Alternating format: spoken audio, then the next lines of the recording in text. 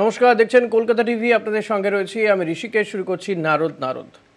চন্দ্রকোনার ভগবন্তপুর ১ নম্বর গ্রাম পঞ্চায়েতের ঘোষকিরা গ্রামের কাঠের সাঁকো, সেটার বেহাল দশা প্রশাসনকে বারবার জানিয়েও মেলেনি সুরাহা। এবার গ্রামবাসীরা নিজেদের উদ্যোগে চাঁদা তুলে সংস্কারের কাজ করল। গ্রামবাসীদের এই উদ্যোগকে সাধুবাদ জানিয়েছে পঞ্চায়েত সমিতি। শাসক দল তৃণমূলকে কটাক্ষ করতে ছাড়েনি বিজেপি। দেখুন।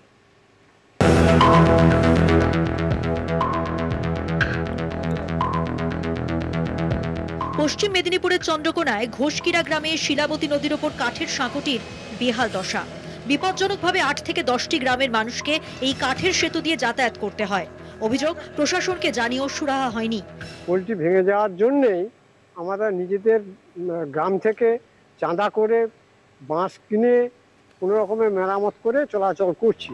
গ্রামবাসীরা নিজেদের উদ্যোগে চাঁদা তুলে সংস্কারের কাজ করলো। গ্রামবাসীদের উদ্যোগকে সাধুবাদ জানিয়েছে পঞ্চায়েত সমিতি। কিন্তু আমাদের তরফও দুটো ব্রিজ আমাদের ওখানে খারাপ আছে, ঘোষকিরা এবং এর আগে চৈতন্যপুরের কাছে একটা ব্রিজ ভেঙে আছে। আমরা দুটোই ধরেছি কাজের জন্য, কিন্তু ফান্ড এসে যাবে সেটা তখন আমরা কাজটা করব। এই ঘটনাকে নিয়ে শাসক দল তৃণমূলকে কটাক্ষ বিজেপির।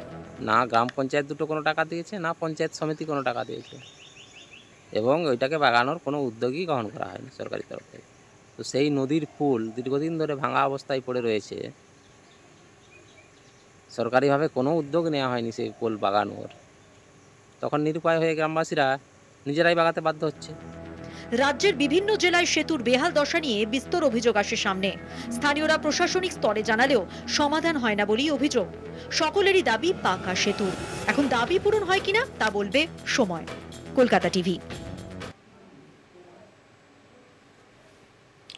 আজ এই বিষয় নিয়ে আমরা আলোচনা করব। আমাদের সঙ্গে রয়েছেন অতিথিরা। আমাদের সঙ্গে রয়েছেন বিজেপি নেতা প্রকাশ মণ্ডল। আপনাকে স্বাগত জানাবো আমাদের এই অনুষ্ঠানে, প্রকাশবাবু। পাশাপাশি তৃণমূল নেতাও থাকবেন আমাদের সঙ্গে। তবে প্রকাশবাবু, যেটা জানতে চাইবো আপনার কাছ থেকে, যে আজকে যে বিষয়, আমরা ইতিমধ্যে আপনি আমাদের প্রতিবেদন নিঃসন্দেহে দেখেছেন আশা করব, যে এই চন্দ্রকোনার ভগবন্তপুর ১ নম্বর গ্রামের এই গ্রাম পঞ্চায়েতে ঘোষকিরা গ্রামের কাঠের সাঁকো, যেটা দীর্ঘদিন ধরেই বেহাল দশা। প্রশাসনকে বারবার স্থানীয়রাই বলেছেন, কিন্তু কাজ হচ্ছিল না। শেষমেশ মানুষ, অর্থাৎ স্থানীয়রা নিজেরাই দায়িত্ব নিয়ে এই সাঁকোটি তারা মেরামত করলো বা তৈরি করলো। কি বলবেন? শুনেন, আমাদের এখানে বলার বলতে একটাই বিষয়, এই সরকার পাবলিককে ধন্যবাদ দেওয়া ছাড়াতে এদের কাছে আর কোনো পথ খোলা নেই না। কারণ এইটা বর্তমান এই বৈচিত্র্যময় ভারতবর্ষের বুকে এই পশ্চিমবঙ্গ সরকারটা কিন্তু সামঞ্জস্যপূর্ণ নয়। এটা একটা অসামঞ্জস্যপূর্ণ সরকার। এই সরকারের কোনো বৈধতাও নাই। এই সরকারের, আমাদের পশ্চিমবঙ্গের বিরোধী দলনেতার কথা অনুযায়ী, এই সরকারের একটাই পোস্ট, বাকি সবই ল্যাম্প পোস্ট। এটা প্রমাণিত সত্য। যার জন্যে আজকে যেনারা পঞ্চায়েত সমিতিতে আছেন, এনারা মানুষকে সাধুবাদ জানানো ছাড়া আর কিছুই করতে পারছেন না। কারণ এই সরকারের চন্দ্রকোনা বিধানসভা তথা চন্দ্রকোনা 2 ব্লকটা এই সরকারের নলেজের মধ্যেই নাই। এই সরকারের নলেজের মধ্যে যদি থাকতো, তাহলে মানুষ দীর্ঘদিন ধরে, আজকে এই সরকার কত বৎসর, 2011 সাল থেকে প্রতিষ্ঠিত হওয়ার পরে আজকে নাগাড়ে এই এলাকার মানুষ জলযন্ত্রণা ভোগ করছে, যাতায়াতের কষ্ট ভোগ করছে, কৃষিজাত পণ্য এপার থেকে ওপার যেতে পারছে না। সাধারণ পথচারী নাগরিক, তেনাদের এই গ্রাম থেকে সেই গ্রাম, এই অঞ্চল থেকে সেই অঞ্চলে যোগাযোগের রাস্তা বিচ্ছিন্ন। আজকে মানুষ তাই নিজেরা স্বতঃস্ফূর্তভাবে নিজেদের কারো ঝাড়ের বাঁশ, কারো গাছের কাঠের গুঁড়ি এবং কারো অর্থ দিয়ে আজকে মানুষ তার পারাবারের ব্যবস্থা করে নিচ্ছে এবং সুষ্ঠু একটা পরিবেশ গড়ে তোলার চেষ্টা করছে নাগরিক জীবনটাকে স্বাচ্ছন্দ্য রাখার জন্য। বর্তমান সরকার, আমি একটাই কথা বলেছি, এইটা ভারতবর্ষের সুজলা সুফলা শস্য শ্যামলার এই ভারতবর্ষে এই সরকার উপযুক্ত সরকার নয়। কিন্তু প্রকাশে একটা বিষয়, আজকের দিনে দাঁড়িয়ে এই সাধারণ মানুষ তারা নিজেরাই এই সেতুটা বা সাঁকোটা তৈরি করে নিচ্ছে, তো তাদের দীর্ঘদিনের দাবি সরকার নিঃসন্দেহে যে কোথাও গিয়ে প্রশাসনের, জেলা প্রশাসনের কি বক্তব্য সেটা আমরা শুনিয়েছি, বা জেলা প্রশাসনের একটা হয়তো ব্যর্থতা রয়েছে, কিন্তু এই যে হচ্ছে না বিষয়টি, আপনারা একটা বিরোধী দল হিসাবে আপনারা এক্ষেত্রে সাধারণ মানুষকে নিয়ে কি দায়িত্ব পালন করলেন? শুনেন, এর আগের আমার যিনি প্রেসিডেন্ট ছিলেন চন্দ্রকোনা 1 মণ্ডলের, উনি ওই এলাকার মানুষকে সংগঠিত করেছেন এবং মানুষের বিষয়বস্তুগুলো জেনেছেন। আগামী দিন আরও জোরালোভাবে আমরা ব্লক প্রশাসন, সর্বোপরি মহকুমা প্রশাসন এবং তদূর্ধ্বে জেলা প্রশাসনের দৃষ্টি আকর্ষণ করব যে ওই এলাকার মানুষের এই যে ওষ্ঠাগত প্রাণ, বন্যার সময় মানুষের জীবন যায়, ফসল হানি হচ্ছে, ফসলের কোনো সুরক্ষা পাচ্ছেনি, পঞ্চায়েত সমিতি থেকে নামকাওয়াস্তে কিছু ত্রিপল আর কুইন্টাল কানেক চাল একটা অঞ্চলের জন্য দান করা হচ্ছে। এই একটা জঘন্য সরকার, কি বলবো, এই সরকারের সম্বন্ধে যতটা না বলা যায় একজন ভারতীয় হিসাবে ততটাই ভালো। বেশ, প্রকাশবাবু আপনি থাকুন আমাদের সঙ্গে, একটা ছোট্ট বিরতিতে যাব, বিরতির পরে আবারও এই আলোচনায় আমরা আসব এবং আশা করব আমাদের সঙ্গে তৃণমূলের প্রতিনিধিও থাকবেন আমাদের এই অনুষ্ঠানে। একটা ছোট্ট বিরতি নিয়ে ফিরছি, সঙ্গে থাকবেন। আবারও আমরা আমাদের আজকের যে নারদের ইস্যু সেখানে যাব। আমাদের সঙ্গে রয়েছেন বিজেপি নেতা প্রকাশ মণ্ডল। আমি প্রকাশদা যেটা জানতে চাইবো আপনার কাছ থেকে, যে আমরা দেখছি এই যে সামনেই তো নির্বাচন রয়েছে, ফলত এই ছোট ছোট ইস্যুগুলো গ্রামে গঞ্জে কোথাও গিয়ে কি বড় কোনো প্রভাব ফেলতে পারে? প্রকাশদা আমাদের সঙ্গে থাকুন, আমাদের সঙ্গে তৃণমূল নেতা আশিস হুদাইত রয়েছেন। আপনাকে স্বাগত জানাবো আমাদের এই অনুষ্ঠানে। আশিসদা আপনার কাছেই আসবো, প্রকাশদা আসছি আপনার কাছে। যেটা জানতে চাইবো, এই যে গ্রামবাসীরা তারা নিজেদের উদ্যোগেই একটা কাঠের সাঁকো, সেটা বেহাল দশা ছিল, বারবার প্রশাসনকে জানানো হয়েছে, কিন্তু তা সত্ত্বেও গ্রামবাসীরা নিজেদের উদ্যোগেই বানিয়ে নিলেন। প্রশাসনের বিরুদ্ধে কার্যত অনাস্থা প্রকাশ তো জেলা প্রশাসনের।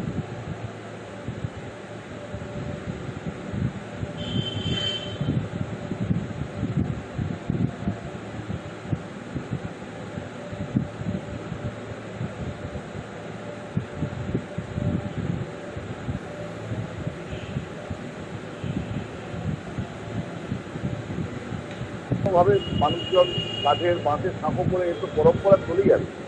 তো সেখানে কোনো একটা এলাকা করেছে তাদেরকে স্বাগত। তো এরকম আমাদের গোটা জেলাতে বহু জায়গায় এরকম কাঠের সেতু, বাঁশের সেতু আমাদের গণ উদ্যোগে আছে।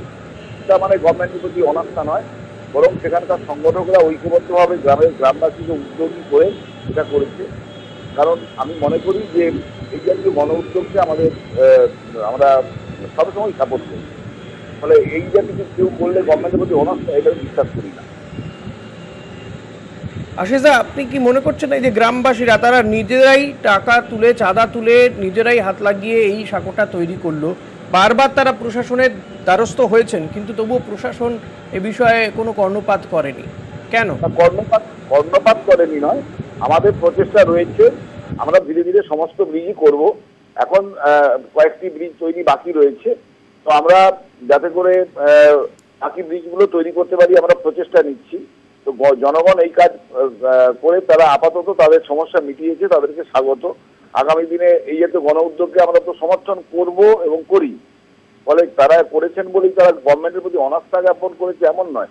আর গভর্নমেন্ট মানে তো শুধুমাত্র পশ্চিমবঙ্গ সরকার নয়, ভারত সরকারও বটে।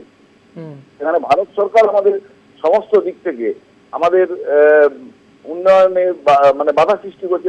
আমাদের ন্যূনতম যে পাওনা আমাদের সংসদীয় ব্যবস্থায়, সেখান থেকে তারা তো আমাদের সমস্ত দিক থেকে বিচ্যুত করছে। অর্থনৈতিকভাবে আমাদের সাহায্য না করার ফলে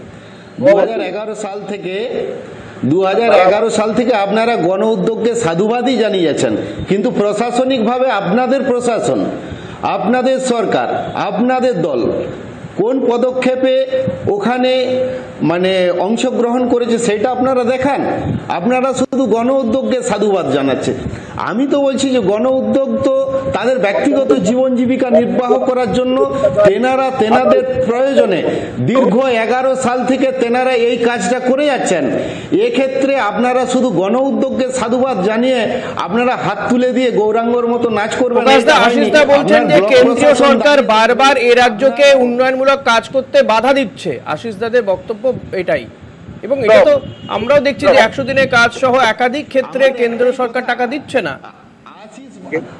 আশিস বাবু যেটা বলছেন আমি মেনে নিচ্ছি, কিন্তু এইটাও সত্য যে আমি প্রথমেই কিন্তু বলে গেছি যে ভারতবর্ষে পশ্চিমবঙ্গে যে সরকার প্রতিষ্ঠিত আছে, এই সরকার এই সুন্দরতম ভারতবর্ষের উপযুক্ত সরকার নয়, এই গ্রহণশীল সরকার নয়, এটা একটা সৃষ্টি ছাড়া সরকার। কেন্দ্রীয় সরকার যা অর্থ 2014 সাল থেকে প্রধানমন্ত্রী গ্রামের জন্য, পঞ্চায়েতের জন্য, পঞ্চায়েত সমিতির জন্য, জেলা পরিষদের জন্য প্রদান করে থাকেন, আজকে সেই টাকা হরিলুটের বাতাসার মতো এনাদের নেতা মন্ত্রীরা ভোগ করছেন। এর চেয়ে দুঃখের আর কিছু নাই। আপনারা দেখেছেন এমজি এনার্জি প্রকল্পে কিভাবে এক একটা নেতার নামে 5টা 6টা ব্যাংক অ্যাকাউন্ট শো করিয়ে, মানে জব কার্ড করিয়ে কিভাবে টাকা আত্মসাৎ হয়। আম পাবলিক কাজ করে পাচ্ছে একদিনের মজুরি, আর সেখানে তৃণমূলের নেতারা 5টা করে 100 দিনের কাজের কথা বলছেন প্রকাশদা। এই যে প্রকাশদা এই যে এনআরজি বা 100 দিনের কাজের টাকা বলছেন, হ্যাঁ, কিন্তু 100 দিনের কাজের টাকা তো যদি আমি ধরেও নিই, হ্যাঁ কোথাও গিয়ে সমস্যা হয়েছে, দুর্নীতি হয়েছে, কিন্তু সবাই তো দুর্নীতিতে যুক্ত নয়। 100 দিনের কাজের টাকা কেন বন্ধ করা হলো? এতগুলো মানুষ কেন এর জন্য কজন দুর্নীতি করেছে সেটাই তো বার করতে পারলেন না আপনারা। আজকে রাস্তায় দেখছেন শিক্ষকরা রাস্তায় রাত কাটাচ্ছে। বিগত আবার 100 দিনের কাজের থেকে চলে গেলেন শিক্ষকদের, একটার উত্তর দিতে না পারলে আবার অন্যটাই চলে যাবে। তাহলে সেই জায়গা না, আপনি তো 100 দিনের কাজ নিয়ে বলছিলেন, এটা বলুন না। শিক্ষকদের নিয়ে আমরা আলোচনা করেছি, ভবিষ্যতে হয়তো আবারও করতে হতে পারে। এটা বলছি আজকে 100 দিনের কাজের কথাটা বলুন না। 100 দিনের কাজের টাকা পেকেছে ওই 100 দিনের 100 দিনের কাজের টাকা এতগুলো বছর ধরে কেন বন্ধ থাকবে? এই গরিব মানুষগুলোর টাকা আটকে রেখে কি লাভ হলো কেন্দ্র? আরে ওরা 11 সাল থেকে গরিব মানুষের নামে ধোকা দিয়ে ওরা যেভাবে, আপনারা তো সেটা প্রমাণ করতে পারলেন না। তদন্ত হোক না, যে বা যারা যুক্ত তারা শাস্তি পাক। কেন প্রমাণ করতে পারছেন? কোথায় প্রমাণ হচ্ছে? কোথায় প্রমাণ হয়েছে? কতজন দোষী প্রমাণ করতে পেরেছেন? এই 100 দিনের কাজের টাকা কিংবা আবাস যোজনা কাজের টাকায় কতজন এই দুর্নীতির সঙ্গে যুক্ত? কতজন দুর্নীতির সঙ্গে যুক্ত? কতজন দুর্নীতির সঙ্গে যুক্ত? এই 100 দিনের কাজে কতজন দুর্নীতির সঙ্গে যুক্ত? আমি কি বলছি, আমাকে কথাটার উত্তর দিতে দেন। যে গ্রাম পঞ্চায়েতে, যে জেলা পরিষদে ওনারা অডিট করতে যাচ্ছেন, সেখানে ওরা কিছু পৃষ্ঠপোষককে দিয়ে, কিছু হারমাদকে, কিছু ঠ্যাঙাড়ে বাহিনী রেখে সেই গ্রাম পঞ্চায়েতে মানে অবরোধ গড়ে তুলছেন। কোনো অফিসের ধারে কাছে যেতে দিচ্ছেন নি। আপনারা পঞ্চায়েত অফিসে যান, সেখানে অবরোধ করছে, ওদের গাড়ি ভাঙচুর হচ্ছে। যদি সমস্ত কেন্দ্রীয় প্রতিনিধি দল আছে, যে ক্ষেত্রে ওনারা আসছেন সার্ভে করতে, সেখানে ওদেরকে বাধার সম্মুখীন হতে হচ্ছে। 100 দিনের কাজে কোথাও তদন্ত করতে গিয়ে এই গাড়ি ভাঙচুর হয়েছে, এইগুলো শোনা যায়নি দাদা। 100 দিনে আপনি সমস্ত কিছু একসাথে গুলিয়ে নিয়ে বলছেন। সব জায়গাতেই পথ অবরোধ করা হয়েছে না, কিছু গুলিয়ে নিয়ে বলা হয়নি দাদা। না, আপনি 100 দিনের কাজে কোথাও বাধা কেউ দেয়নি, কাজে তদন্ত করতে এসে কেউ বাধা পায়নি। বাধাপ্রাপ্ত হয়েছেন, ছবিটা দেখান। ওনারা গল্প করলে তো হবে না, কোথায় বাধাপ্রাপ্ত হয়েছেন? আমি 13 থেকে না আমরা আশিসদা বলুন। আশিসদা, আপনি গ্রামে বাস করেননি, আপনি প্র্যাকটিক্যাল ফিল্ডে, যেখানে এমজি এনার্জি প্রকল্পের প্র্যাকটিক্যাল ফিল্ডে আপনি গিয়ে দাঁড়াননি। গায়ে মাটি মেখে টাকা আত্মসাৎ করা হচ্ছে। ওরা আমাদের দেখান কোথায় ওরা বাধাপ্রাপ্ত হয়েছেন। সব সময় বেশ, আমাদের আজকে আর সময় নেই, আমাদের অনুষ্ঠান শেষ করতে হবে। প্রকাশদা এবং আশিসদা, আপনাদের দুজনকে ধন্যবাদ জানাবো। নারদ আজ এখানেই শেষ করছি। একটু পরেই দেখুন বাংলা বলছে।